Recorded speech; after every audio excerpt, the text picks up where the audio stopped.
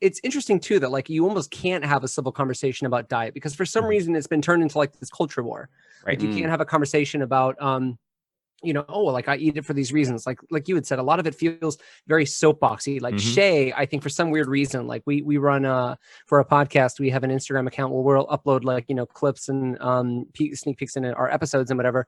And I think Shaye started following some like vegan accounts. So like every now and then I'll be scrolling and they'll be like, this little pig saw the movie Babe and wanted to be a movie star, but now it's a bologna sandwich that some kid doesn't even appreciate. I bet you feel like crap. And I'm like, I do. Thanks a lot. It just makes me like stuff like that just makes me want to eat meat more. Like, and it's weird because like I know that's such a horrible way to think about it, but it's weird that the extent to which I think diet has become politicized and if you take into account that idea of like, well, you are what you eat. I think it's important to kind of think about it and talk about diet.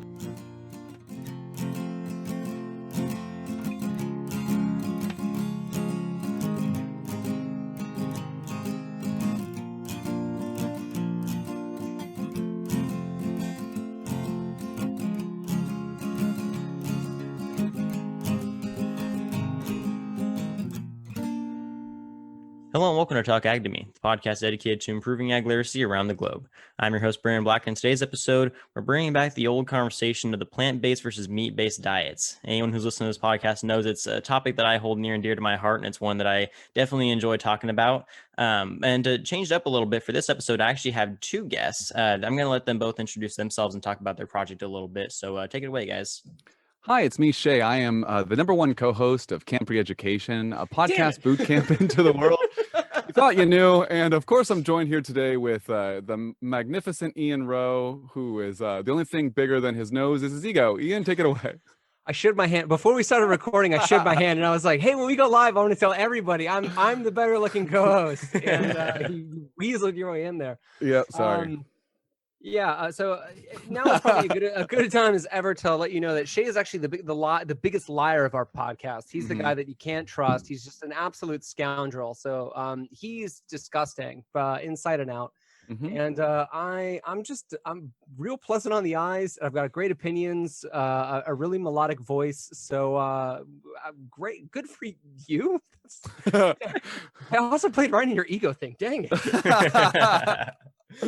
Awesome. So I'm looking forward to this episode. I think it's gonna be a fun one, and we've been kind of trying to figure out what format we want to go about this. But basically, the topic of discussion is plant-based versus meat-based diets. So basically, the way you guys are explaining it to me is, Ian, you're more of a meat-based diet kind of guy, not necessarily all meat, but you eat more meat in your diet than Shaye does, and Shaye, you're more plant-based, you mentioned. So why don't we start there? Why don't you guys kind of go into why you guys eat the diets that you do, if there's any history with that, and just because it's a central question for every episode I do you guys have any background or experience in agriculture that might lead to this kind of discussion?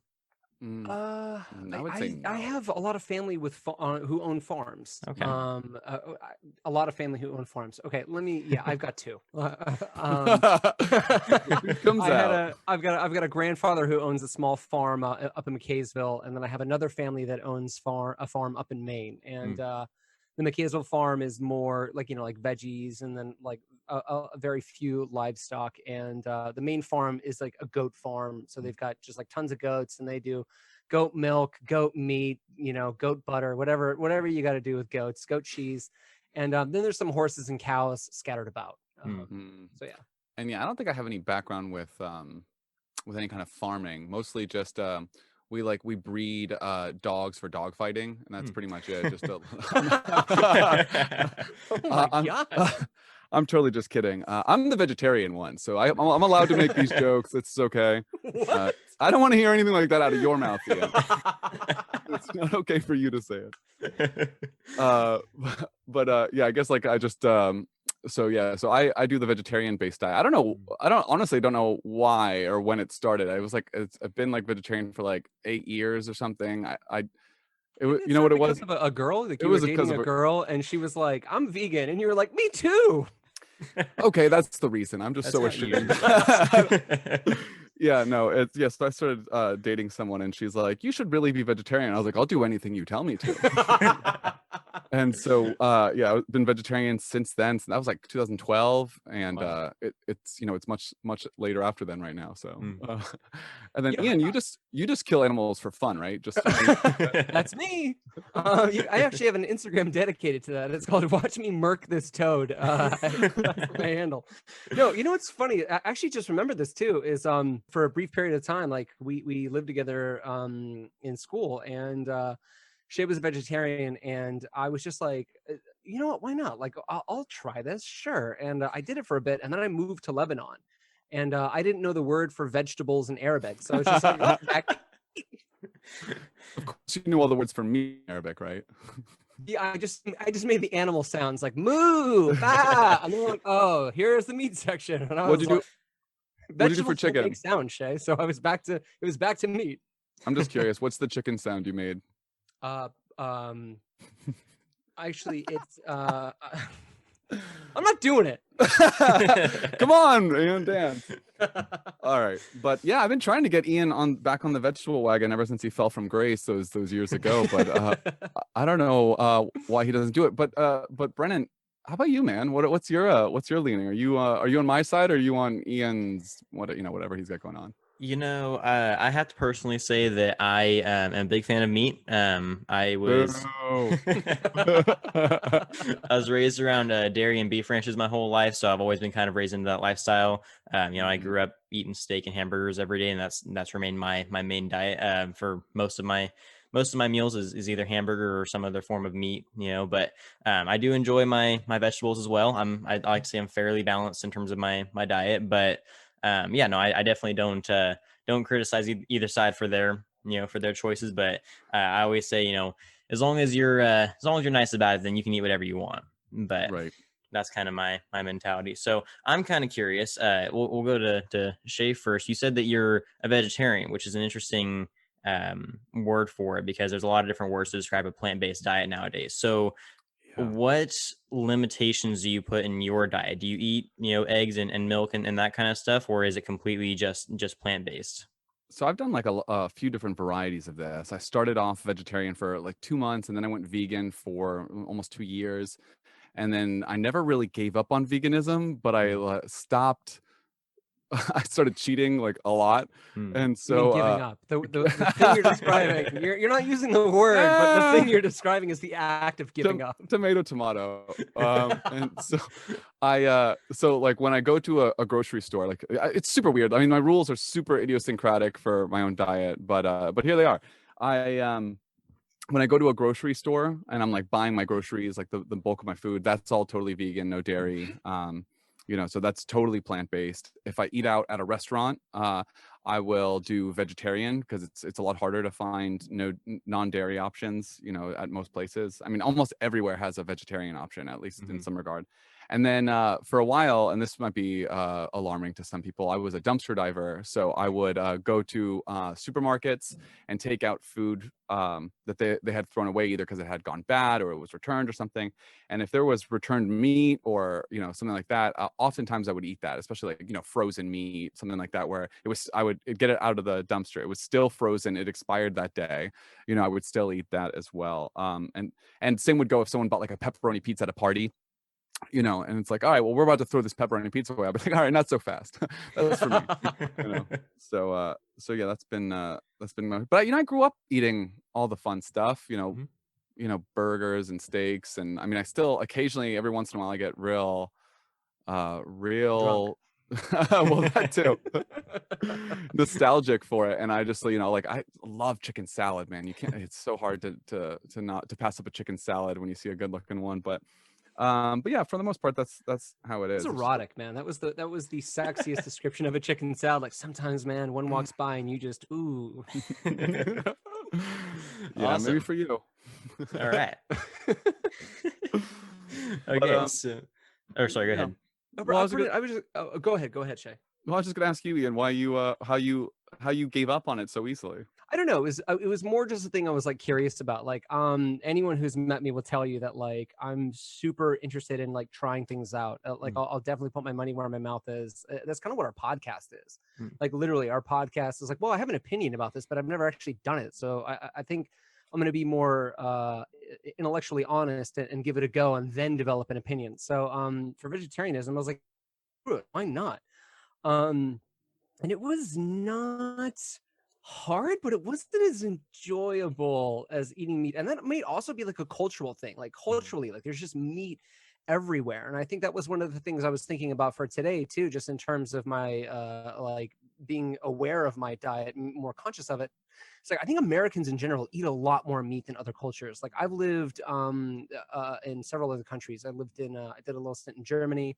I did a spell in Lebanon. I spent a little bit of time in Nicaragua, and then I lived in South Korea for a long time. And I feel like most of the food, I mean, while it has meat in it, it's not like here where it's like you order something and it, like half Meat of your is the plate food. is meat. Yeah. Yeah, it's weird. Like, meat is like, it's a little accoutrement. So yeah, what's so funny too is like Shaye mentions he's been trying to bring me back over to vegetarianism. Like, vegetarian is something I'm interested in getting back into, but being more of like a flexitarian, where it's like I'm eating significantly less meat, probably much less than like the average American, but not giving it up like entirely. Like, and I'm sure we'll talk about this a little bit, but one of the reasons is just kind of like I guess the way that meat is produced in around the world, like the harmful effects of like industrial meat production or whatever, like factory farming, which I definitely want to hear your opinions on, because you're the pro, and this is one of those things where I'm like, I got some opinions on this. I don't think I know that much about it, but ooh, I'll tell you all about how I feel about it. All right. So I'm actually, this might come interesting to you guys. I'm actually looking at a list right now of different countries ranked by their percentage of vegetarians. And so, interestingly enough, the United States is a little bit on the lower spectrum. Like you said, we do eat more meat than a lot of countries, but we're definitely not the lowest. I mean, like there are countries like Thailand, Portugal, let's see here, Spain. A lot of like those European countries around like the Portugal, Spain area seem to be very meat centric, which makes sense because they're very agricultural communities. Australia, which again makes sense. Which is interesting. Greece too is a low one. Some of the other states or some of the other countries, I mean, are a little bit higher in terms of their vegetarian rates. But a lot of the countries, it seems like that are more like meat based, tend to be the countries that are much more productive in terms of their animal agriculture production. With whether it's beef or chicken or sheep or goat, whatever. Those countries I just listed off are very agriculturally productive, mostly in livestock. So I guess that might be kind of the correlation is, as a country produces more livestock, it has a lower vegetarian rate. And that might just be because of accessibility to food.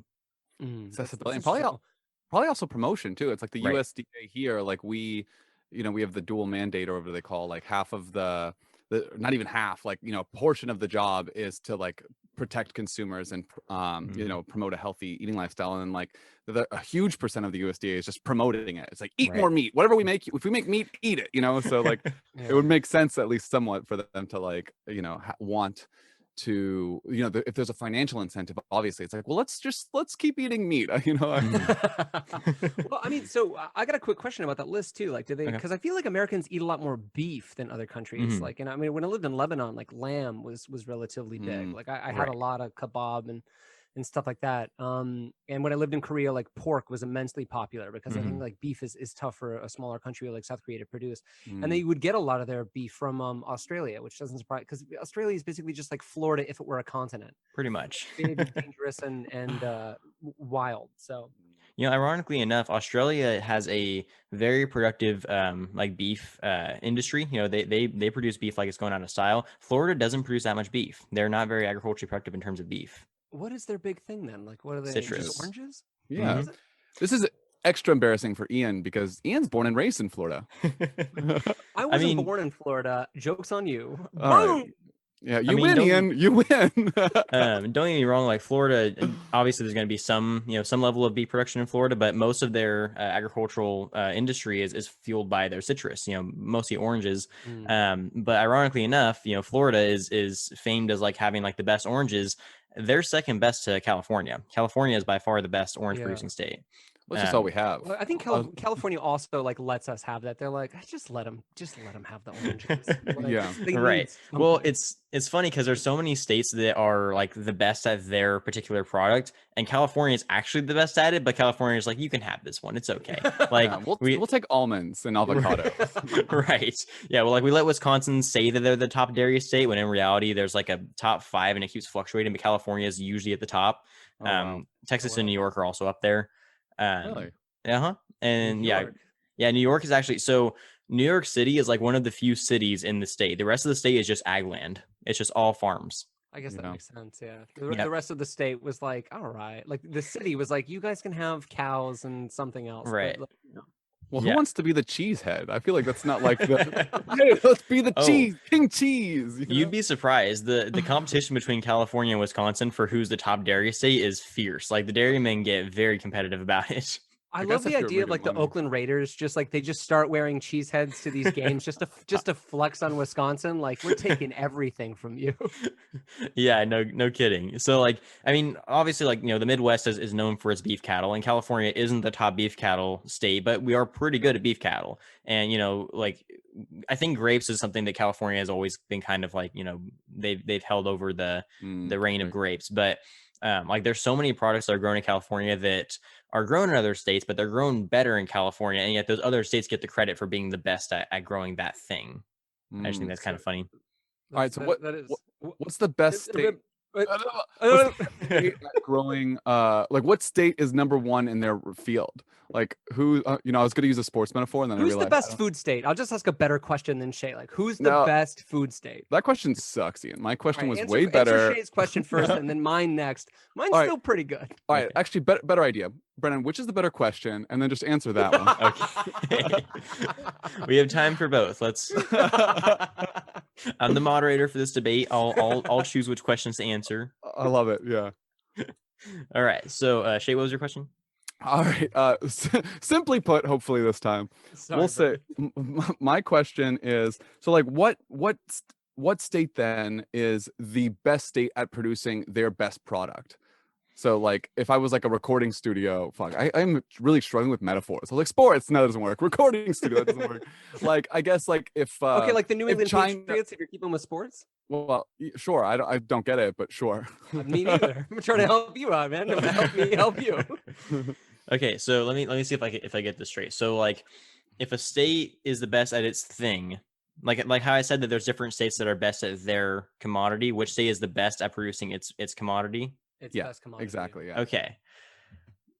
If I had to, and this actually answers both of your questions, because the best state at producing its best commodity is also the best state at is also the best food state overall, and it's California. And that's where you're from, right? That is where I'm from. I'm No from bias here at all. No, and it's I'm actually getting to doubt this so- whole thing. Yeah, so this is the funny part about it. Like I used to go to so I don't know if you guys are familiar with FFA at all. No. Okay. So FFA is the Future Farmers of America. It's a youth leadership program in high school, and they actually are in middle school now too. But I was in FFA when I was in high school, and I used to go to our national convention, which takes place, well, my first year is in Kentucky. Then they started doing it in Indiana. While I was there, I would talk to kids from like all over the country, and they would see California on my back, and they're like, "You're from California, and you're at an ag, national convention." I was like, "Yeah." And they're like, "What do you even grow in California?" I was like, "Everything. I mean, what do you grow in your state?" And they're like, "Well, we grow corn, barley. We have some beef cattle." It's like, "Yeah, well, we grow that plus dairy, avocados, grapes, oranges, pretty much any kind of citrus you can think of, almonds, pistachios, walnuts." And I just like started listing off all the commodities. They're like, "California grows all that?" It's like, "Yeah, we're not just Hollywood, guys. We have a lot of stuff in California." You guys have like every climate, basically. Right, and You that's got, like, why. a ton. Yeah. Mhm. So Yeah. in my hometown of Tulare, we're right in the smack dab middle of the Central Valley. So if you look at the map of California, we're like, if you pointed right at the middle, we're right there.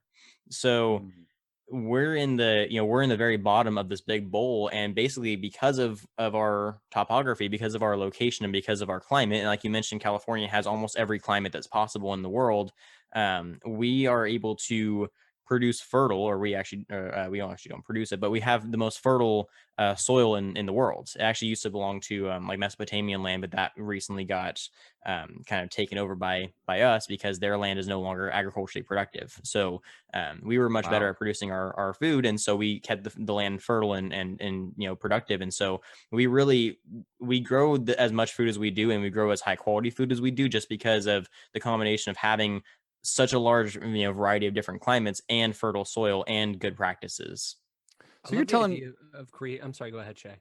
Well, I'm just surprised. So you're telling me that the Fertile Crescent is now less fertile than California? It's actually it now calls itself the less than fertile crescent.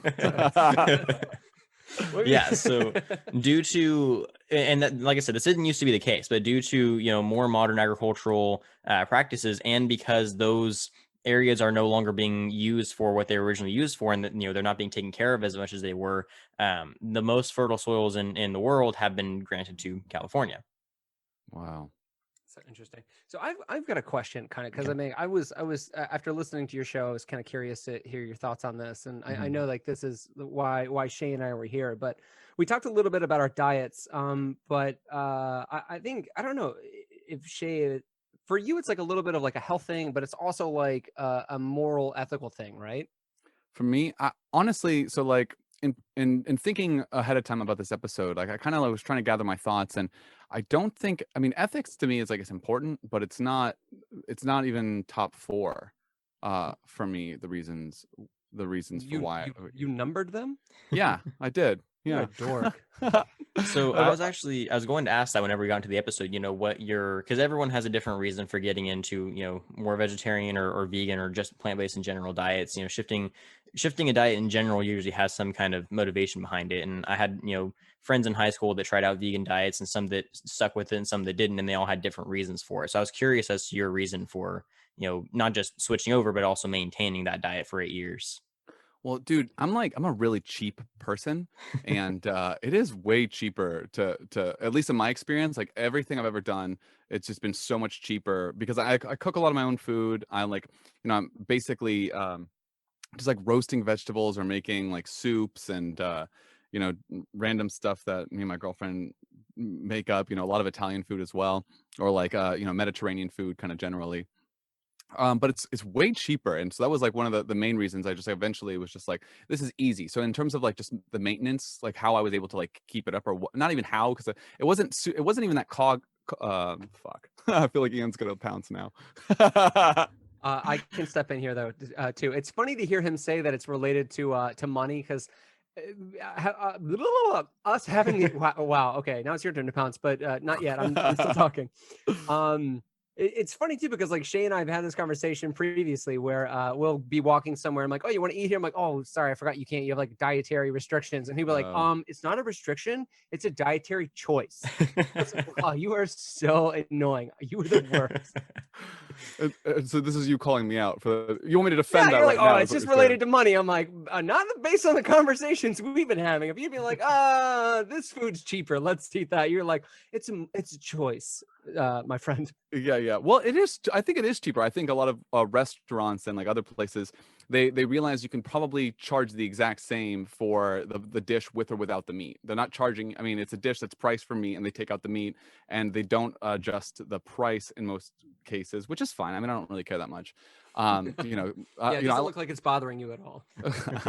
But I guess like to get back to like the main reasons for why I thought of it and what brought me to it, I guess I have to say it's the environment, because like I mean, there's a lot of reasons, right? There's like the environment, there's your personal health, there's global health in the terms of like the risk that you have for breeding new superbugs, resistance to antibiotics. Obviously H1N1 came from pig farms and shit like that. Obviously are living in the middle of a pandemic, which was caused from like a wet meat market, or maybe whatever. I'm not going to get to the bottom of exactly what that was. But, there is obviously a risk that comes from, factory farming or this kind of stuff. And so under all of that is ethics, because above all of that, there's actual existential threats from my perspective. Like, I'm not worried. Like, I mean, you go ahead and torture billions of animals every year. That's fine. If that's how you get off, that's your thing. But by doing so, you're also ruining the environment. And I live in the environment, it turns out. So You're like a doomsday vegetarian. This is a new twist on an old classic. I'm the Alex Jones of vegetarianism. Tell your friends. That's okay. So that's really interesting. Nope. Brennan, you probably some say. Yeah, I was gonna say. So it's really interesting your reasoning behind your dietary choice, because like I said, I've heard quite a few reasons on why people switch to this particular diet, and typically the reason they switch to, and this kind of is my point, the difference between vegetarianism and veganism, or the difference between the different types of dietary styles, like there's pescatarians and there's all that type of stuff. Sure. The reasoning typically shifts a little bit, but it's usually somewhat similar. Like I've heard the environmental argument, I've heard like the health argument, I've heard the humane argument. Usually the humane one is the vegan one. Like usually you don't say vegetarian if you're in it for the humane part of it. Like the ethics typically push people to the extreme of the the diet. But the financial one is one I actually haven't heard a whole lot. I mean, I've heard it, but it's kind of one of the less common arguments that I hear.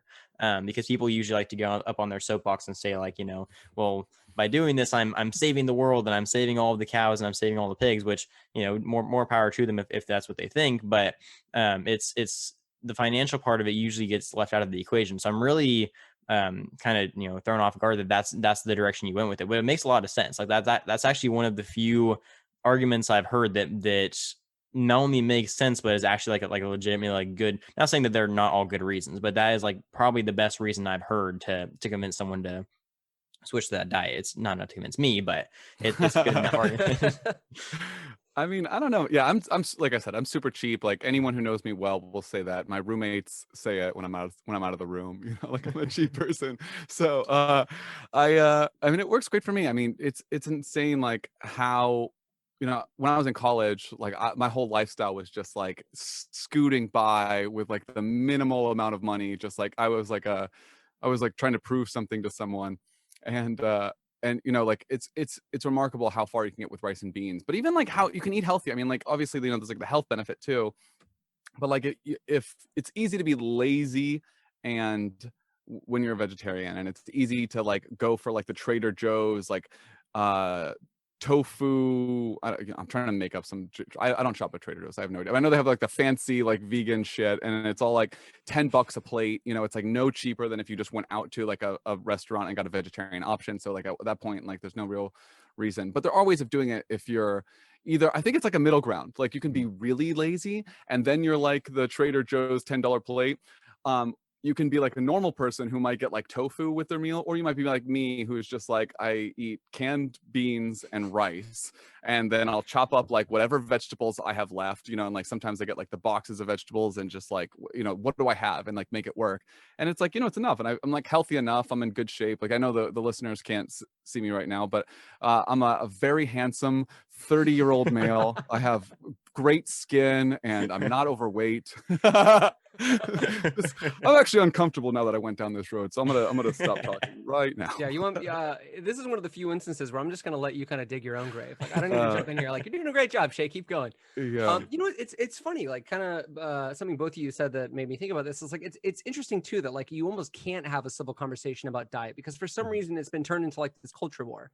Right? You can't have a conversation about like I eat it for these reasons. Like you had said, a lot of it feels very soapboxy. Like Shaye, I think for some weird reason, like we run for a podcast, we have an Instagram account where we'll upload like clips and sneak peeks in our episodes and whatever.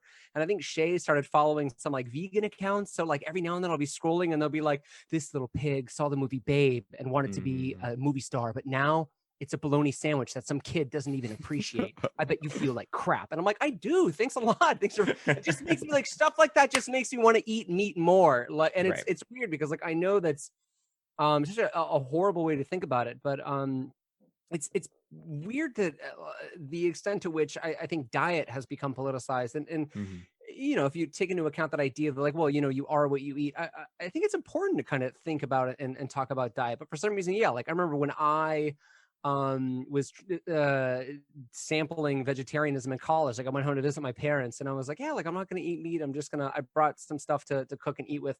And my dad was like, oh, you're a soy boy now. And I was just like, what? Like, like, why are you taking offense to this? Like, it was like his feelings were hurt for some reason. Right. Yeah. I don't know what exactly has caused it, but I've noticed, especially over the past few years, that not just, I mean, lifestyles in general, like you can't have a unique lifestyle. You can't have any kind of lifestyle. Just having a lifestyle is a crime against nature, apparently. But I've learned, just by doing research and by talking to people and by engaging, What was I going to say? No. You froze. Actually, I thought you were done. We lost you for a second. Yeah. Oh, Sorry. okay. Sorry about that. I looked down and then I heard you stop talking and I heard silence. I'm like, oh, okay. But no, go for it. But no, I was just getting to, because I took a nutrition class when I was in my first year of college, and they basically encouraged us to try like a week of a vegetarian diet just to see, if we could handle it, or if we liked it. And I did. I went a whole week, without eating meat. The difficult part for me, and this is kind of like a lazy excuse to not do the diet, but I just am really, really picky. So like I don't like. I've been that way since I was a little kid. I'm getting better about it now. Now I'm kind of forcing myself to try new foods. I'm getting better about it. But when my entire life, I was very, very picky to the point like where I did not like anything that was not like my usual meal. So like, or the other thing, it was weird. Like I had certain foods that I liked and I would never not like, and I had other foods that I could only eat them for a little while and I get burnt out on them really easily. So like peanut butter and jelly sandwiches, I would like for like a week, and I had to take a break from them, and I had to eat them again like after like a month of not having them, just because it was just a weird thing. I just couldn't, I don't know, I couldn't do it. So I had this weird conundrum where I couldn't eat my usual meals anymore because they all had meat in them, but I didn't like the things that I was trying to make. And so it was like, that was what made the diet difficult for me, was just I wasn't enjoying my food, and I'm kind of, on the side of, you should enjoy your diet. Like if you're not enjoying the thing that you're used, like if you're not enjoying your lifestyle, then you're probably living the wrong lifestyle. Like the people who say like, I'll eat 10 pounds of bacon and get a heart attack and die tomorrow and I'll die happy. I know I'm not necessarily on that train, but I support the idea behind it. You shouldn't, make yourself suffer to live 100 years if you're going to just live 100 years of pain, basically. Well, it's fascinating too to even think about, and I don't have an answer to this question. This isn't something I looked up, but I wish I would have now. Like the evolution of food as something that you ate for sustenance, as to like something that needed to be like labored over and slaved over and turned into an experience. And it's funny because like, when you travel abroad, like one of the things that people will ask you is like, how was the food? It's not like what was the geography, how was the culture, what were the people like, or, did you see any ancient sites or something like that. That's like the first thing they'll ask was like, well, how was the food? So again, like it's almost weird that we put this much emphasis on the entire amalgamation of like whatever it is that we're eating, like and that in itself becomes an experience. Yeah. Which I'm sorry, go ahead. Oh, I was just going to say that's actually something that I've been talking about a lot, quite a bit recently on the podcast. And I actually have an episode I'm working on, just kind of, as like a theory episode of just kind of culminating all my thoughts on the matter. But basically, the more I've researched the history of agriculture, the more I've begun to realize that food has kind of become has always been kind of like our staple of society. Like food, basically our ability to grow food establishes society. And it doesn't matter like where you look, anywhere in history, even in like, well, pretty much every religion and belief system out there, every mythology, food is like this magical thing that can, it's got transformative properties. It's got all this, it can change your experience of the world. Like there's actually like psychological connections to food, like certain food causes certain psychological behaviors. Like there's like connections to like when you haven't eaten for a long time, your behavior and your psychology changes completely. That's what hangriness basically is. And that like, if you're in like, there's actually psychologists who will recommend if you're in an argument with somebody, you don't want to be in an argument. If you don't want to be in an argument with them, offer them food and it'll actually like make them feel better about you and they won't fight you as much. Like there's this weird effect with food and our relationship with it. That's like, it's almost undescribable how closely we've connected ourselves to not only the food but how we get it too. And that's something that we lost for a long time, but we're trying to get it back. And that's kind of the whole point of my podcast, is to try to reconnect us with the source of our food too. That makes sense. I think I read a book or a couple books recently that I really fucking loved, and it was like it talks a lot about like our hunting and gathering ancestors. The books are really famous. Guns, Germs, and Steel was one of them, and then another one was like a bestseller recently was Sapiens, and they both talk a lot about like, or especially Guns, Germs, and Steel talks a lot about our early foraging ancestors. There's another book I'm thinking of too. I'm thinking of The Omnivorous Dilemma. It was by Michael Pollan. It was another really well-selling book.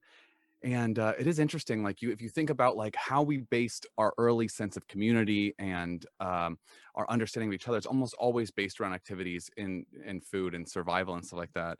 They also, what's interesting to me, and as soon as you said that, when we think of it, is like that you're totally right that the origins of a lot of like what we consider now to be like a society or like any kind of organized state is based around this idea of agriculture. And just as soon, and I don't know if you've heard this before, but it was an idea that as soon as I heard it, I thought it was so fascinating. And it was that the idea of private property itself emerged with the advent of agriculture, because until then there was no, oh, those are my crops. It was like, no, we found this food together. But now all of a sudden it's like, no, that's mine. Where it's like, I took the time to grow it. I took the time to grow it, or whatever you've done with it. And before that, it was more of a like, not, I want to say a herd mentality, but not in any kind of negative connotation. I guess more of like a tribe mentality. Where you have where it was communal belonging. So I don't know. You saying that really brought these other ideas to mind as well. We know what's funny too. Like, I'm sorry. No, go ahead. Go ahead, Ian. You're good. Your point was probably going to be a lot better than mine, so hold on to it. But it's funny that you both mentioned like food and community and things like that, because and this is just like a really brief anecdote. I remember when I was in college, I used to work at this place called the English Language Institute, and it was my job to teach. We both did this actually. We led classes with people from all over the world, and there were like some very conservative cultures in terms of some students from Kuwait, Qatar, Saudi Arabia, UAE. China, Japan, and South Korea. And then there were like very, very liberal cultures from, still conservative in their own right, but in terms of like certain rights and ideas, like the South American and European students. So in these classes, a lot of times they would clash. And I had a superior, my boss basically was this Irish woman named Lynn. And I had a class that was very diverse, and there was always a lot of infighting. And I was like, I don't know what to do when this happens. And her response was, next time they're having an argument, get everyone to talk about food. No one fights about food. And I was like, hey, so I employed that, and then it worked, mostly until I remembered that some things are haram in certain cultures, and like, you can't include that. But that's the anecdote. So say your great point now that this very benign story is finished. No, that was a good anecdote, and it's absolutely true. I mean, we have this innate connection to food, and that we have such a positive feeling about food that food can cure war, basically, is kind of the mentality that I've gathered. But something I wanted to bring up was, have either of you seen The Martian? Yeah, I saw it a little while ago. Yeah. Okay. No. Yeah, but I know what it's about. So in The Martian, there's a quote that he says right towards the end, and it's they say once you grow crops somewhere, you have officially colonized it. So technically, I colonized Mars, and that quote was actually something that he quoted. And I don't remember who exactly he was citing, but he mentioned it in the movie. He was quoting some ancient philosopher, and it kind of brought back that idea that food is what establishes society, and that's something that I've been kind of exploring for a while now. And the way that we handle our civilizations is usually based around our ability to grow food, and that's kind of the ironic part about today's society is we're getting so disconnected from our source of food, from agriculture, from nature, that we're almost getting to a point where if we don't pay more attention to it, we run the risk of destroying it. And the destruction of our source of food leads to the destruction of society. I mean, we all saw Wall-E. We know what happened there.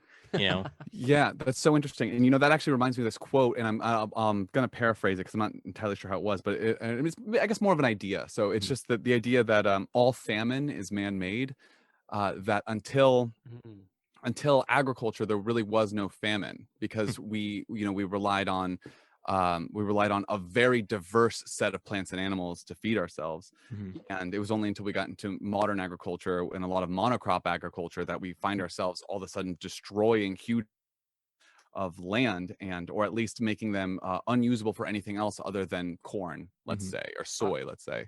Your quote reminds me of, this is also like something I'm going to paraphrase badly, but it was something along the lines of like the unique way that like the Native Americans cultivated food as well. And in terms of like, they didn't necessarily plant crops or anything like that, but they would literally like cultivate wild areas so that you could essentially like walk through them and like, you know, pick berries and find the food that you want, almost as if like you were walking on a trail. It was like the original all you could eat buffet, the way that they kind of like cultivated the land to work for them that way. And when the settlers arrived, they literally, because of the way that everything grew, it was just the method of like the non-invasive method that the Native Americans had developed. They were like, oh my God, this place is paradise. And then of course they like, you know, ruined that. And it's even funnier too, because when we talk about like the Dust Bowl in the United States, a little known fact, I'm sure you know this, but most Americans are like, oh, it was such a catastrophe.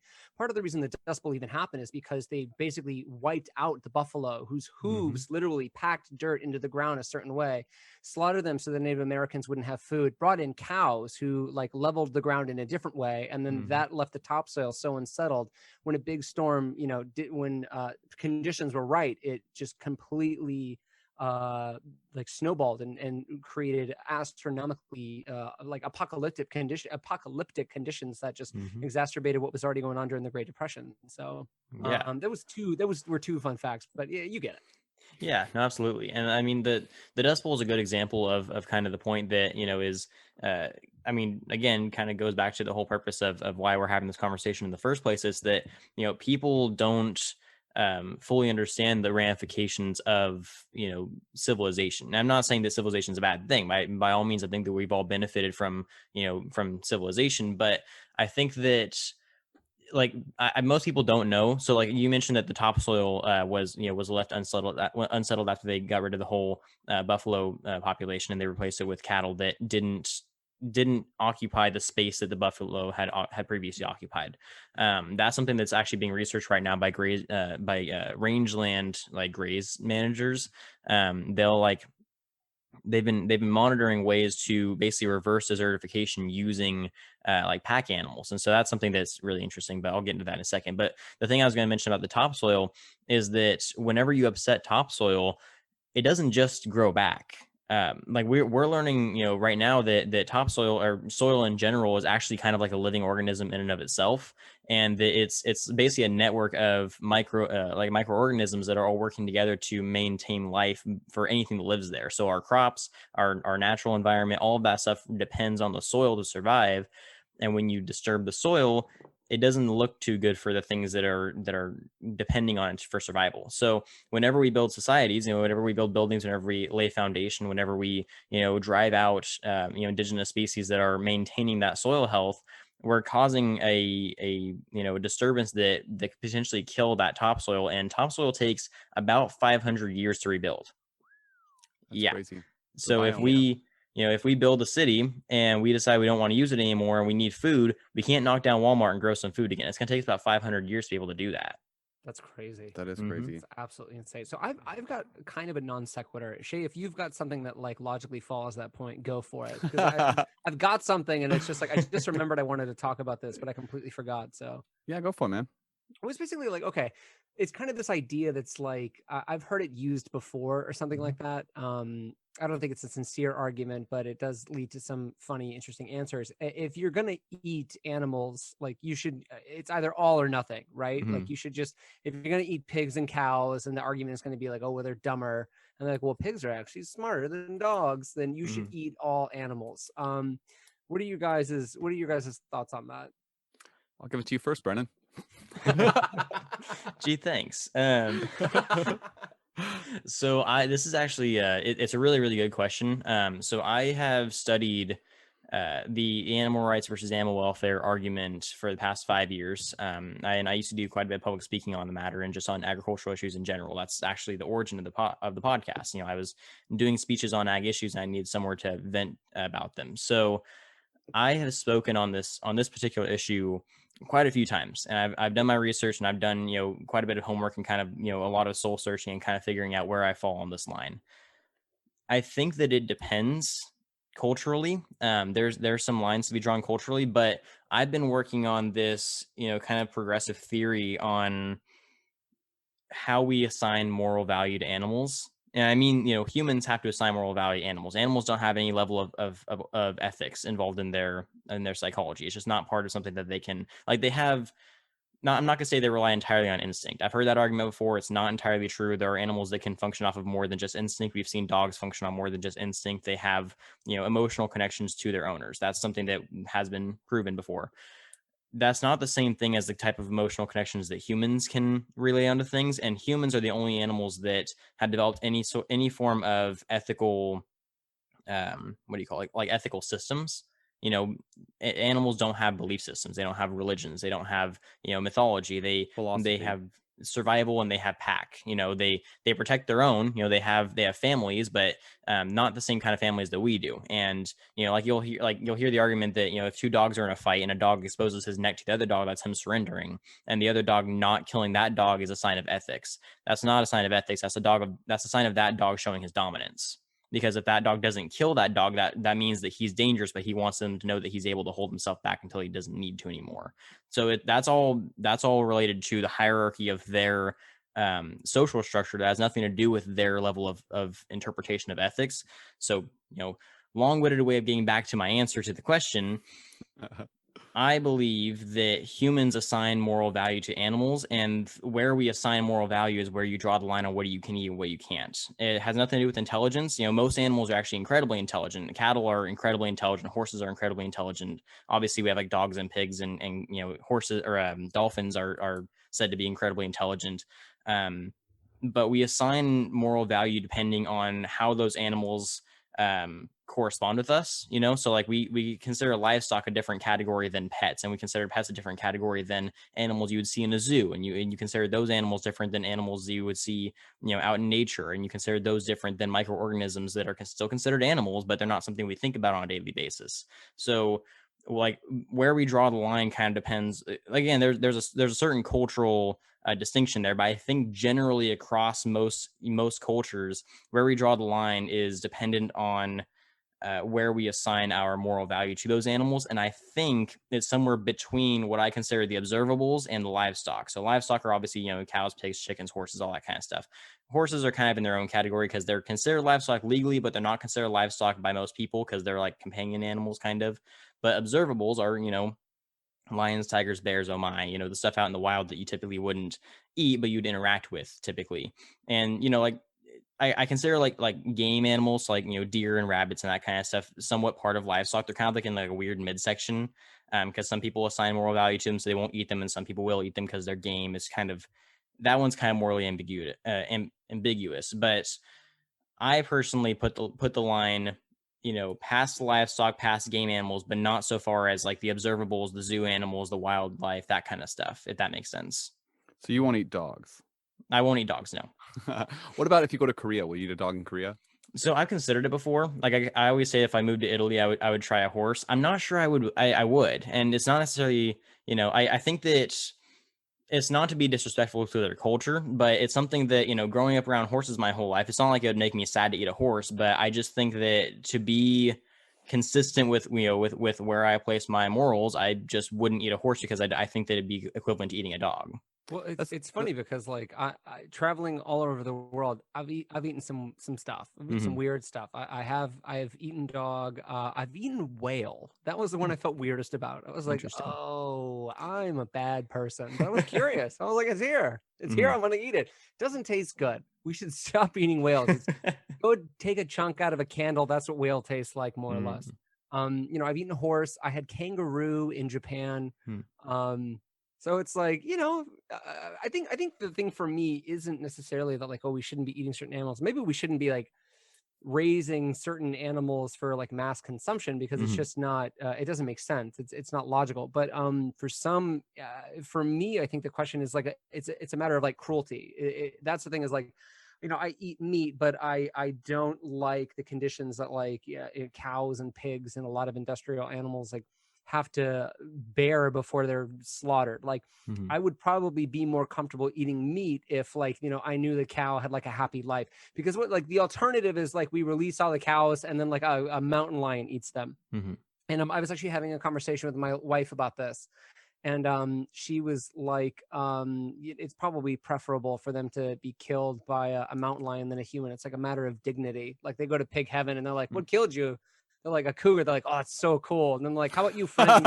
Like, so I got shot in the head with a a metal rod. So it's like so it's like, yeah, like I don't know. I feel like if meat were maybe if we were producing meat in conditions that weren't so inhumane, I think it would make me feel better about eating meat.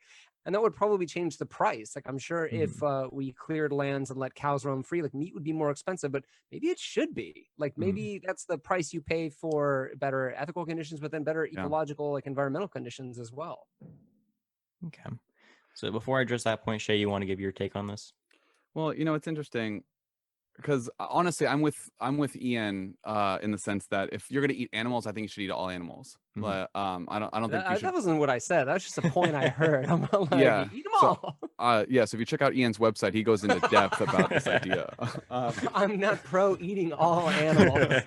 but I don't know why you wouldn't, honestly. Like I guess like because the moral or ethical like issue to me, like, and if we're talking and obviously it seems like we're talking specifically ethics and morals and philosophy and all that stuff now. Yeah. Like I don't really quite see the difference between an animal that has like come to trust us and that we've domesticated over the last couple 10,000 years or whatever, that like we're like, okay, well, you're domesticated, thank you so much for letting us kill you by the billions now, that was really sweet of you, thank you, like in terms of like this husbandry, like this connection you have, like I don't know. I feel like it would be more ethical or moral to kill game or wildlife.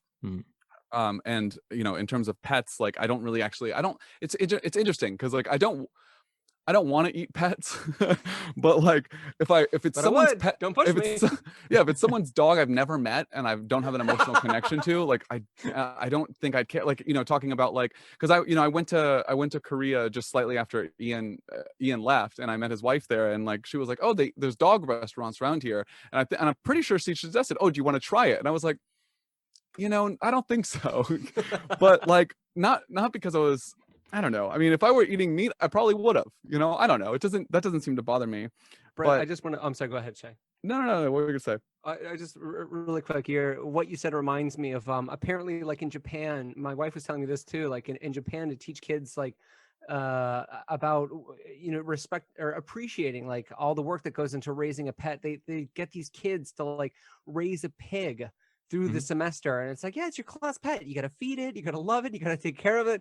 And then they have a barbecue, and they're like, why did everybody enjoy their meat? That was your pet pig. And the kids are all like, there's like pictures of them crying as they finish their meals.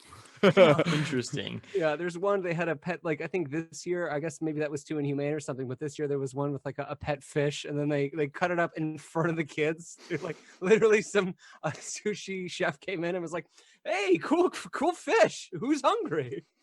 There's just pictures of them in tears. I'll send it to you when we're done here, but that's all I had. No, I'd be interested in seeing that. So okay, so now I want to address both of your points, but separately. So I'm going to address the whole factory farming, humanity of agriculture thing second, because there is a part of my original statement that I want to bring up, but stepping back from the ethical side of things. Now talking scientifically, going biologically speaking, I think it makes the most sense to eat animals that we can easily digest. So we have a very, like our bodies have a very, very hard time digesting carnivores. That's why we typically eat more ruminant animals like, cattle, sheep, goats, deer, that kind of stuff.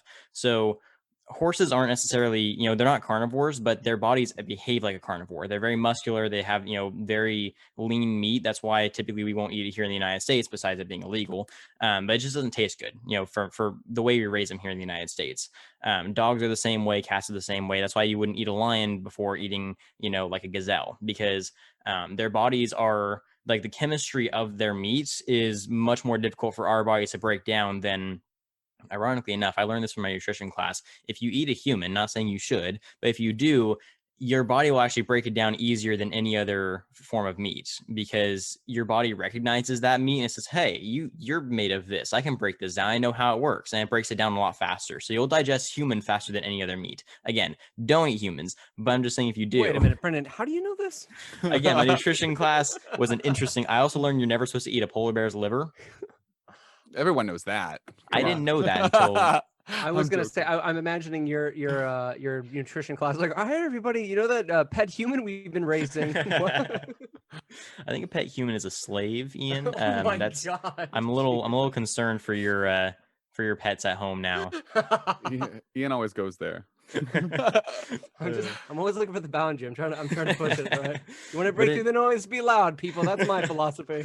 but so going back to the biological argument, one of the arguments that is made by a lot of especially animal rights activists, but just vegans in general, is that eating a meat-based diet is unnatural for humans because we weren't meant to be meat eaters. That's not really the case. I mean, there's arguments to be made that we were originally more fruit based in our diet, which that's fair. But our stomachs are specifically designed to be omnivorous. I mean, like we're monogastrics, so we have a one chamber stomach. We have goes in one way, comes out the other, and we have a very simplified system that's not able to break down forages. So if we have a lot of cellulose, which is present in grasses and hays and like a lot of like lettuce and other leafy greens, we have a really hard time breaking it down. That's why a lot of stuff like lettuce is mostly a filler in more plant-based diets instead of an actual nutrition base. In livestock, they don't have that problem. They can digest leafy greens all day, and therefore their four chamber compartment stomach, that it's called the ruminant digestive system, can actually break down those those leafy greens, those forages that we can't, and actually absorb nutrients out of it. It's not that they don't have any nutrients that we can get out of them, it's just that our bodies can't handle it. Our bodies are more attuned for more simplified forms of food like meat or like fruit or that kind of thing. But even then, our bodies break down meat much easier than they break down fruit. And their argument is usually that, well, all bodies are like that. And that's not true. Monogastric bodies tend to be more like that, but herbivore monogastrics, which are very rare, usually they're ruminant or some kind of modified monogastrics, typically don't digest that way. Like horses are herbivores, but they're modified monogastrics. They digest things in a very different way than we do. Whereas like a bear or a pig or other animals that are omnivorous, they digest meat very similarly to how do we do. And so if our digestive systems are similar to those things that are supposed to eat meat, then to me it seems more natural that our bodies are supposed to be able to digest meat. So that would be my argument for where to draw the line in terms of animals that we're supposed to eat it from the scientific perspective. We should eat the things that our body knows how to digest from just our evolutionary biology. So that's kind of that was the point I wanted to add on from not taking the ethical point of view, but more of the scientific point of view on why I eat what I eat. That's kind of my view on that. So I don't know if you guys have any thoughts on that before I move on. No, I mean, that makes perfect sense. You should eat stuff that is easier on your body. Mm. The same reason I don't eat a lot of tree bark. Right. Well, I've also heard like a new theory proposed too. Is like one of the things that allowed us to our brains to evolve to be larger is that we started eating meat, and that's one of the things that's so interesting. Evolutionary biologists is like chimps have started hunting other monkeys, so they're getting more like protein based, which is terrifying to watch. Like never watch these videos. Like they're just like ripping gibbons from the trees and like eating them alive from the bottom up, and you're just like, this is horrible. I'm and good. the chimps are like, yummy. Yeah. But yeah, so I mean, I guess that makes sense. But what about like the ecological stuff in terms of like the impacts on the environment and like the cruelty of the conditions? Because that's one of the things that I think is like most I guess like that's the thing where people start to feel bad and maybe even consider making the switch. Right. And that's kind of that's the point of the argument that's the most difficult to make, because the point that you guys were making about not only the environmental factors but also the ethical factors on the animals are really good points. At the end of the day, the number one goal should be to keep the animals as low stress and as happy as possible.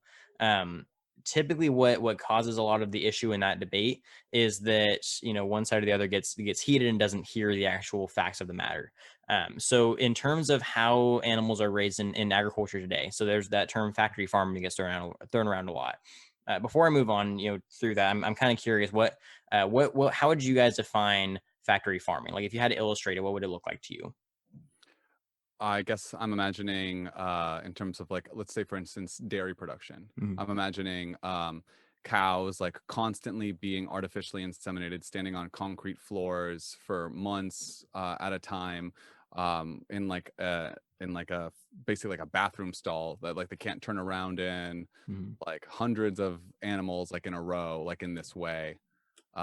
I guess for like chickens, I'm just imagining like cages like filled with multiple chickens stacked on top of each other, so they all like shit and drip on like their I'm thinking shits like like the videos I've seen dripping. too of like people Yeah. like, you know, like they would get jobs as like workers and then take undercover videos. And I think like laws were actually passed to stop people from doing that. Like it's now like illegal to film the conditions that some of these animals are in. I don't know all over the US. I don't know if it's become a federal law, but I know in certain states it's become like a felony. Right. Yeah, like I think more or less like what Shaye has said too. Just like it seems, just environments that seem like inhumane, like specifically like animals kind of stacked on top of one another, like um, and then you know you're kind of led to slaughter. So I guess that's what I think of too. And then I know there's like a lot of waste. Something about doesn't factory farming isn't like one of the largest producers of like greenhouse gases as well, or something Methane. like that? Yeah, methane. There we go. So Okay. So what I will say to that is that a lot of that imagery is fueled by social media. That, you know, there's this image push for, especially by like documentaries and that kind of stuff. And there's a lot of animal rights videos that post a lot of videos of that kind of stuff. I'm not gonna say it doesn't exist. You know, there's definitely operations out there that you know, mistreat their animals. They don't put them in you know, sanitary conditions. And there are laws on the books that are supposed to shut those kinds of operations down. And I'm all for that. I think that anywhere that mistreats their animals deserves to get shut down and have, you know, every right stripped away from them as an agriculturalist. I think that's completely unacceptable. That being said, though, for the massive majority, if I can't give you a number, but if I had to guess, I'd say 98 to 99% of operations across the U.S., most of them, and that's the other thing too, that, you know, this is speaking in the US, some of those videos are actually from foreign countries where they don't have legislation in place to protect those animals. From the US perspective, though, most operations function off of having those animals as low stress as possible. So, you know, like you mentioned, having cows in like bathroom stalls where they can't turn around and they're stuck on concrete 24 hours a day being AI'd.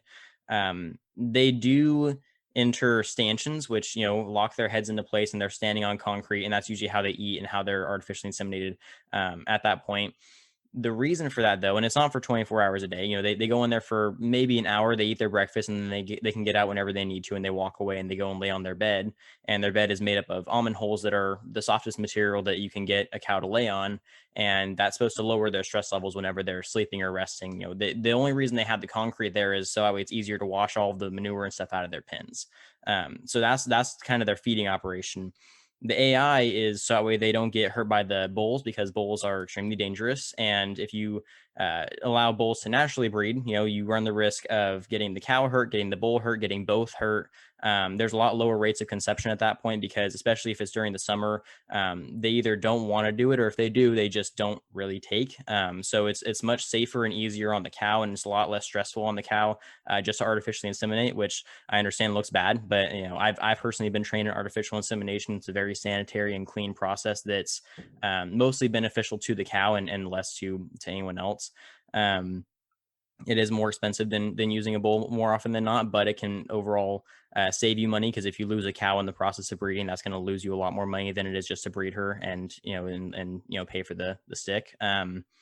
But so that's the artificial insemination part. But when it comes to the actual care of the animal, and I'll get to the chickens in a second, but when it comes to the actual care of, like, you know, let's just say dairy cattle, for example, they are, at least, you know, the ones here in California that I've seen, but mostly across the country too, they're kept in conditions where they're constantly under shade, where they constantly have fans blowing on them, they have misters on them as often as possible whenever it's hot out, and they have heaters whenever it's cold out. They have, like I said, almond hole beds that allow them to rest peacefully. Some facilities don't clean out their pens as often as they should, and I agree that that needs to be fixed. You know, there needs to be better sanitation processes, and there are actually safety and health inspectors that come out and will shut down operations if that's not the case. So they're kept in mostly sanitary conditions. Whenever they go in for milking, they do get a bath. That way they're not covered in manure, so that way they don't run any risk of infection, especially if they just had a baby. And not only that, you know, if you go up to a dairyman, more often than not, if you ask them, hey, you know, do you mind if you give me a tour of your cows? I won't videotape anything. I just want to see them. He'll be more than happy to walk you around, have you look at them. If you notice if a cow's laying down, or even if it's standing up and its breathing is slowed down and it's chewing its cud, that is the happiest cow you ever see in your entire life. That's kind of their indication of, I'm calm, I'm at peace, I'm chewing my cud. Because we've noticed over time that as cattle get stressed out, obviously their breathing accelerates. They get more, like they're on high alert. Their eyes are darting all over the place. They don't chew their cud. They don't eat anything. They'll just kind of stress out. So if we aren't seeing that, then there's something wrong. Either that cow is in heat, they're sick, something is wrong, in terms of like they're scared of something, and that farmer automatically goes into hyperdrive to try to make sure that cow gets back to that level of stress freeness. So if that cow's not breathing at the rate it's supposed to, and if it's not chewing its cud, then the farmer's more stressed out than the cow is trying to figure out what's going on. So the reason for all of that, and there's actually there's a company that is entirely like, their slogan is "We make happy cows," and that's actually kind of the new slogan of the dairy industry as a whole, is to try to benefit the general mental health of the cattle. Is they're basically, their entire focus is, by the time that animal is going to produce milk, by the time it's going to slaughter, by the time it's going to produce whatever product it needs to produce, the stress levels on that animal are as low as physically possible, because the higher the stress level, the lower the product and the lower the amount of money you get for it. So it doesn't make any sense to stress out your cows more than you have to. And that goes for all animals. If you have a pig, if you have, a steer, if you have any kind of animal that's going to produce a product of some kind, if you stress it out too much, it's not going to make you any money. So it doesn't benefit you to not keep them happy. And so most farmers are going to try to prioritize lowering the stress of their animal before anything else on their operation. And for those that don't prioritize that, they're not only fools, but they're going to lose a lot of money and possibly get shut down by the government for not following regulations. So any of that makes sense, or any of that need further elaboration on?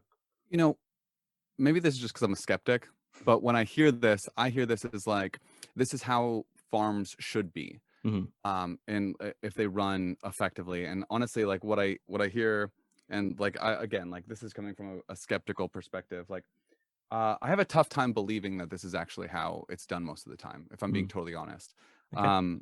But I do believe, like, I also grew up in like rural Florida, and I do see a lot of like happy cows and stuff like that. But I know that in all likelihood, those are probably not the cows that I'm meeting, because I know that, like, I found some statistic recently that or in preparation for this, it was just like the like an average, and I'm talking, this is from England, the statistics. So the average British carnivore, which I think that their meat consumption actually lower than ours, but that's speculative. But the average British carnivore eats more than 11,000 animals in their lifetime. And I'm just thinking, if we're like 350 million Americans, it's like there are so many there's so many animals that need to be created in order for us to sustain that amount of consumption. I guess something that I'm actually curious to hear what you think about is, what about the environmental aspect in terms of just land use for animals, and just like, because obviously, we, especially for like animals that can't graze, then they're competing in some instances competing for the same food sources that we could eat. If you're I don't know, feeding corn to some of these animals, I mean, we could also just be eating the corn. And I know obviously corn is not a steak, but it is life sustaining. So my response to that, so to the first part of it, your skepticism is completely understandable. It's not something that is easy to just believe, especially if you've been keeping up with what's going on social media. It's very easy to believe the videos that you see. My recommendation would be, go to your local dairies, and don't just go to one, go to a few of them, and tell them, hey, I'm interested in just genuinely learning about what your operation is doing. Show me in what ways you're keeping your cows safe and happy and healthy. And if they don't show you, then I'll fly you out to California and show you our dairies, because I can tell you right now that we're doing it right. But no, I definitely understand the skepticism. It's something that it sounds like it's not something that would be possible on the scale as large as it needs to be to produce as much food as we need, but it definitely is. It's something that farmers take a lot of pride in, and there's an insane amount of technology dedicated to that. They have cow Fitbits now. And they'll actually like track, the health of that cow, what its heat cycle is looking like, how many steps a day it walks. That way they can tell if it's getting enough exercise. It tracks their heart rate to make sure they're not getting stressed out when they're not needing to be. It tracks like the temperature of the cow. That way they know they're not overheating or underheating. So there's a lot of technology in place right now that's dedicated entirely to keeping those cows in the perfect living conditions to keep them as stress-free as possible. And even in the slaughterhouse, there's a gal by the name of Temple Grandin. I'm not sure if you guys have ever heard of her. She's unbelievably incredible lady. I've studied her work for years now. I've read a bunch of her books. I've actually had her on the podcast. She's kind of an idol of mine.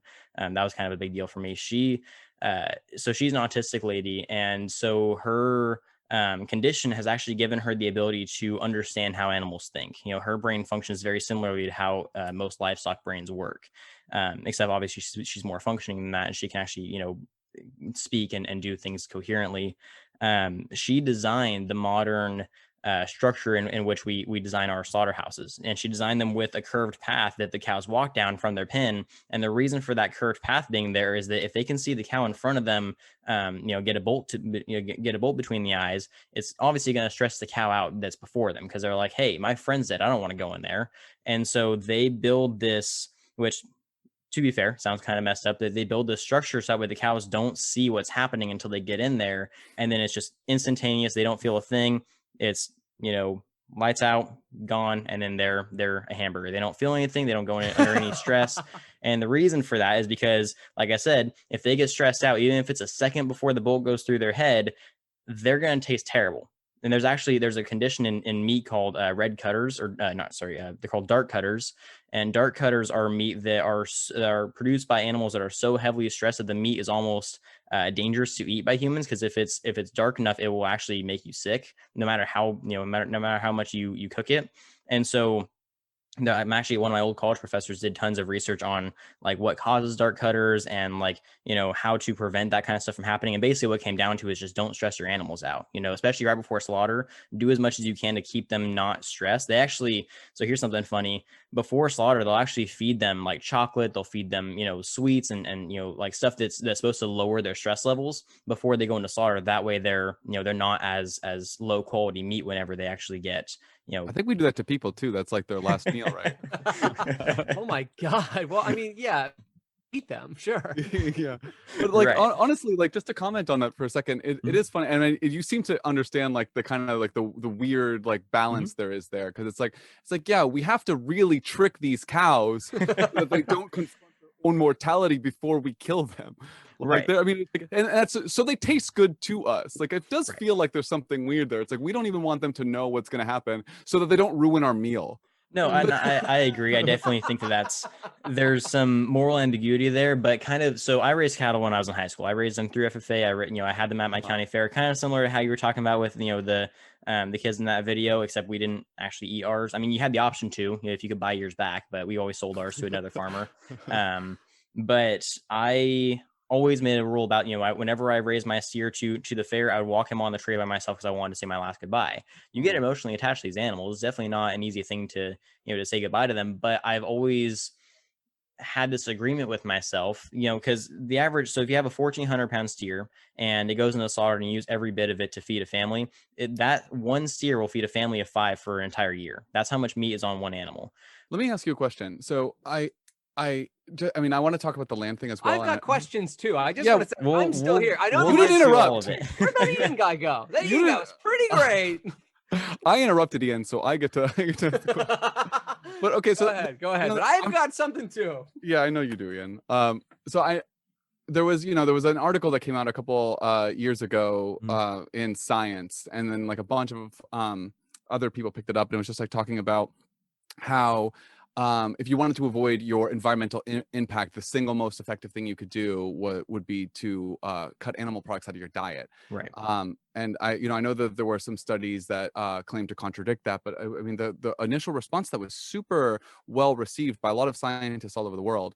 And like, even just talking about like, if you were able to take away meat and dairy consumption, you would reduce global farmland by like 75% and still be able to feed everyone in the world if we weren't working with meat and dairy. And I know you're obviously very close to this. Like, it's clear to me, like, that you've spent an entire life like in this cycle, which like I understand both makes you simultaneously very knowledgeable about this, but I also know that it like in our whole podcast, like we talk about like preconceptions and biases, and like we're so close to so many of our beliefs that it's hard to shake them, and in fact oftentimes it's impossible. And so I wonder if like basically I'm wondering, do you feel that as like a deep-seated core identity kind of thing as well? And I know I'm asking now like 4 questions in one, but you know, you pick one and answer it, I guess. No, you're good. And I will get to the environmental stuff. I have my homework done on that as well, and I will get to it. But in terms of answering the bias question, I think that it's possible. I mean, obviously there's going to be bias in anything you say. I mean, even the research you do can be biased. Sure, absolutely. So they say all research is me search. Is that right. Yeah. Yeah. So I will say that I've done my best to try to eliminate as much bias as possible. That's why I say that I'll admit that there are farmers out there who don't do the right thing and who don't, take care of their animals properly. But I've also, and this is entirely anecdotal, so you also have to trust what I say. But I've done research and I've met with a large amount of farmers who have been doing the right thing and who have been following the processes. So as long as you trust me, then you can trust what I say. But if you don't trust me, then I'll just tell you to go do it yourself. So go out there and go, check out the farms and go off of your own, go off of your own observations. So I will say that while it's possible that I have biases, I do whatever I can to try to mitigate that. And I level the playing field by saying, don't just trust me, go do it yourself. Go out into the field, go talk to the farmer, go ask questions, go do your own research, ask 20 farmers, and if all of them tell you the same thing, then you can decide if you want to believe it or not. And I will say, that the reverse is also true. You could be skeptical because of your own biases. So it's always a two-way street with this kind of stuff. So you have to trust that I'm definitely not an expert by any means. I never claim to be. I do my research, but there's always something I could miss. I could be blinded by my growing, by my growing up. But at the end of the day, the research that I have found, and I can send you all of my links and all of my citations and all that kind of stuff if you really want it. But the research I have found has shown that really, what's being done in the ag industry is not a bad thing. In terms of the environment, we could definitely get better, and we are getting better. There's tons of technology out there that's improving our environmental impact. There's I'm not gonna say most, but a lot of dairies are developing methane digesters, which will actually convert their methane into a usable energy source instead of letting it go out into the atmosphere. There's a lot of cover crops that are absorbing carbon and nitrogen from the atmosphere and putting it back into the soil to try to replenish some of that soil health. We're even genetically modifying, crops that are able to replenish soil health and improve the carbon emissions around the farms. Agriculture is like one of it's definitely not the most environmentally impactful, but it's definitely up there. It's like maybe top 5, probably even top 3. I don't know. But while we are one of the most environmentally impactful, we're also one of the few industries doing the most to try to reduce that as much as possible. Because at the end of the day, agriculture relies on the environment more than any other industry out there. So if agriculture kills the environment, agriculture is going to die with it. We're literally the only industry that's relying on nature, not just natural disasters, but nature itself, the soil, the environment, the weather, the climate, all of that stuff to work with us properly. And so we really can't risk getting rid of that. So agriculture, modern agriculture in terms of like the amount of methane emissions and the amount of carbon dioxide emissions, that kind of stuff was pretty high for a while just because we didn't really know what we were doing. Now we're figuring out ways to try to reduce that kind of stuff. And we're wanting to do that because if we don't, we're going to lose our industry and we're going to lose our source of food. And we can't have either of those things happen. So I will say, it's not great, but it is getting better by the day, and technology is constantly evolving to try to reduce some of that stuff as much as possible. Well, I've got like kind of basically like one final question. I think this is kind of like the ending question I had in my back pocket because I'm really curious. And we're at the point now where we're starting to like genetically engineer meat. And I've read recently that I think they're predicting that like meat production may be able to like end by 2100. Maybe that's a little too close. Who knows? We'll see. But like, if we are able to grow meat, if we can stop raising animals and killing them, is that as somebody who is involved in agriculture, is that a future that you're interested in and that you would like to move toward, or no? It's funny you asked that. I actually recorded an episode yesterday on lab grown meat, and we talked for a solid hour on lab grown meat and the potential for it and the possible risks of it and what it could mean for the future of the beef industry and that kind of stuff.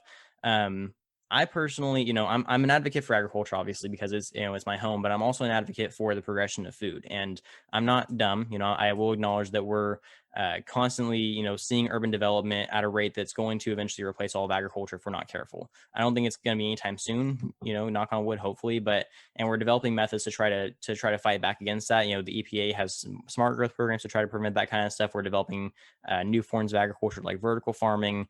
We're developing, genetically modified crops that can increase yield so much that we don't even need as much, acreage to be able to produce enough food.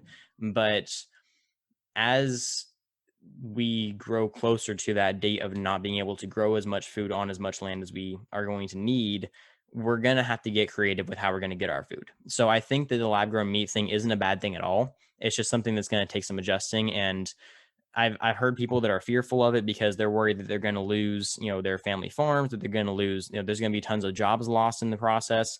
While that is something that sucks because I'm a bit of a traditionalist, I'm also on the side of, as new technology develops, new jobs will open up. People are just going to have to adapt their skill set, and they're going to have to learn how to do new things. And we're already seeing that with the current ag industry. So sorry, I didn't mean to cut you off. Oh no, I was just going to say, like, creative destruction is inevitable in any field. But no, I think that kind of answers my question. And I have one more thing to do, I guess, before we part. Got a little something prepared for you. Could you let me share my screen? Could you enable screen sharing? I've got a little treat for everyone. Oh God, I'm worried. Okay, don't be worried. Just trust me. He's gonna try. He's gonna try and show us his poetry. I know it. How do I give you screen sharing capabilities? If you go down to the bottom where it says share screen, if you Shaye, if you right clicks on that, or it should say allow everyone to share screen. Yeah. Okay. Yeah, I have it. Okay. Okay. Are you guys ready for this? I'm ready. What do you got for us? Here is the picture of these kids eating their pet fish. Lovely. Okay, but it gets better. Here we go. There's oh no. Oh God, she's so upset.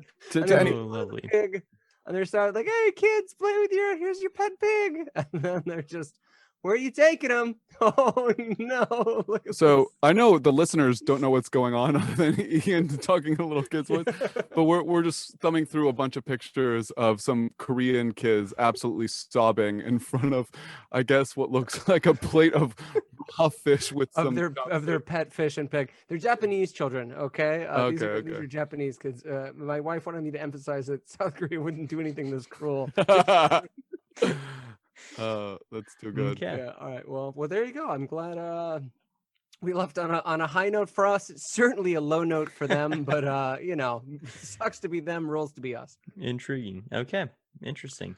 So, I mean, that was so before I close out here, kind of throwing your own question back at you. What do you guys think about the lab grown meat situation?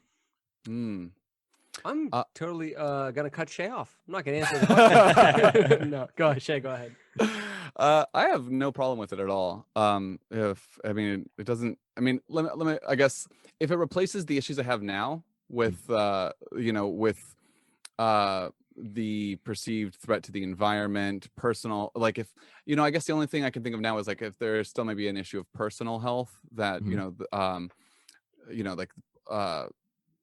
plant-based, according to like an article that came out in Harvard, like plant-based eating is recognized as not only nutritionally sufficient, but it's also a way to reduce many chronic illnesses, like for instance, heart disease and cancer. There's lower incidence among plant-based eaters. Like anyway, if I don't really care about that, like I'm not trying to live to be like 125, like whatever, but like I'm like decently healthy, I'm still decently young. Maybe it'll change in like 15 years. I'll be like, fuck, I really don't want heart disease now. It doesn't seem like it would affect global health that much. It's not, you're not having like a ton of animals that can like infect each other, and they're not there's no brain attached. So like the ethics in terms of animals, it's fine. The ethics in terms of like slaughterhouse workers that like are constantly like with citing abused bad workplace and that kind of stuff. So I don't know, I'm for it, man. Like, and you know what, if like all these family farms could be retrained to like grow their own little, have their own little meat grow houses, like that sounds fucking awesome. Like re-educate and revitalize, reduce, reuse, recycle. I think for me, it's once science sets itself in a direction, it seldom stops, if ever. So I think once now it's already on the horizon. I think it's only a matter of time. And I think, who knows what the rate of replacement will be. Maybe eating cows will be like a special thing. Like you go to a restaurant and like, it'll become like a really expensive menu item or something like that, and it won't taste much better. And like some dad is like, some grandpa's doing it, the grandkids are like, why does grandpa really love this cat? It doesn't even taste that good. He's like, you kids wouldn't understand. Back in the day, there were cows everywhere. We had to take them down a spiral staircase and shoot them in the head so they didn't see us. Oh my God. Like, Grandpa, what are you talking about? just let him eat his hamburger, kids. Just don't get Grandpa started. It was 2020 in a reality TV person was president. All right, thanks. All right, Grandpa. So that's my answer. That's the answer to my question. Yeah, I'm for it. And I think, who knows when? I don't think it'll be in our lifetimes, but if we don't manage to make ourselves go extinct, I do think it'll be the norm. They'll be like, what do we even need cows for? So it'll become like opera. It won't disappear, but not that many people will be into it anymore. Okay, interesting. All right. Well, I think that's a good, there's, a ton more to talk about on this issue because there's always more to talk about. And there are some things that I didn't totally address, but we're, cutting it a little short on time. I don't want to keep you guys for too much longer. So we may even do a part 2 at some point just because of how much there's to talk about. Yeah, so I mean, I think that kind of covers everything that, was worth covering in this little conversation. So unless you guys have anything else to add, I'll kind of give you guys the floor to, promote your podcast and do anything else you want to plug. Well, thanks I'm for the smart one. And there's that famous Ian ego coming out again. So no, but Brandon, thank you so much. It was really fascinating talking to you about this. Like, again, I mean, and I guess to talk about our podcast too, like the entire premise of our podcast is to put ourselves out of our comfort zone and try things that we don't normally do. Obviously being a vegetarian for as long as I have, I've been like talking to someone who's like a big part of agriculture and animal agriculture. Like there's an implicit, difference there in talking about ideas, which is always refreshing. So if you like this kind of stuff, we've done immersions into really wacky things. Ian, you want to tell them about some of the weirder immersions we've done? I knew you were going to hand this one off to me. Now I get to be the bad guy. So I mean, talk about, this is where the NSFW tag comes on. So I mean, one of our, I think, most controversial episodes was we microdosed LSD for a month to see if it really did have like beneficial cognitive properties. Right. We have tried demon summoning. We have live streamed our lives for 24 hours a day, 7 days a week. We recently just delved into QAnon. So with everything that just happened in terms of like the storming of the Capitol, like there was a lot of that on these forums, a lot of like really wacky ideas about lizard people and clones. I don't know if you guys know this, but 8kun let us know that Donald Trump is actually a clone now. So you can learn all sorts of fun facts like that. That's not a belief we have on our podcast. I don't want to like confuse people and be like, wait a minute, what do they believe? That's something we saw that we discussed. It's not something I hold dear to my heart. But yeah, you can find weird stuff like that on our show. As Shaye lovingly puts it, it's comedy education. When we're not being funny, it's education. When we're not being educational, we're being funny, or that's the excuse for why we're neither of those things. Yeah. So, we also get a lot of experts, which is always really fun for us. So we've talked to UN diplomats, we've talked to high priestesses of demonology, we've talked to editors from lead New York magazines, from one of the most popular fashion magazines in South Korea. Everything. Research writers from Max Planck Institute. So we learn, you learn. A war reporter on too. We just had a dope war reporter. He was so smart. Anyway, that's our show. It's called Camp ReEducation. You can go to campreeducation.com. You can find us on Spotify. You can find us on Apple Podcasts. You can find us in our bedrooms hanging out, just holding hands and singing songs. So if you want any more of that, just look us up. Yeah, especially that last part, right? All right. Well, anyway, Brendan, thank you so much for having us on and letting us talk your head off, man. You're such a nice, like, smart, knowledgeable guy. Like, I had a great time with you. I enjoyed listening to your podcast before you had us on. I was like, it's really cool to kind of connect with someone who knows about like the garbage I'm putting on my body. I know Shaye's really conscious, but I mean, like literally earlier I had like kettle corn, smoked salmon, and there's some chocolate ice cream in the fridge just waiting for me. Okay. So That's great. Awesome. Well, yeah, thank you guys so much for joining me. It's sure been a pleasure, and I really appreciate just the whole, because I mean, I've been trying to get people on here to talk about things that I, basically to challenge my beliefs, give me a bit of a challenge in terms of conversation, because typically people come on here and just, ask questions and just want to learn stuff, which is great. That's what I'm here for. But, if it's always nice to get, like, it's like you said, Shaye, have someone on here to kind of challenge your beliefs a little bit and, do a little bit of intellectual sparring. It's always fun. And I really appreciate you guys being, civil about it. Even if you disagree with some of the things I say, you don't bite my head off about it. That's always nice to hear. And I hope that I was respectful, in return. Oh, absolutely. Of course, man. Of course. So yeah, no, I mean, if there's more you guys want to talk about, which, like I said, there's always more to talk about on stuff like this, you're more than welcome to come back on for another episode and we can, spar some more. But yeah, it's sure been a pleasure to have you guys on. I definitely enjoyed it. I hope you guys did. And all of my listeners, I'm sure, did as well. So yeah, thank you guys so much. And I'll put all your links down in the description so they can go find you and check out all of your crazy, wacky, fun stuff. I know I will be tuning in. So I'm looking forward to that. But yeah, Thanks, so, man. thanks again to you guys. Thanks to all my listeners for tuning in. Hope to see you all next week. And don't forget, if you ate today, thank a farmer.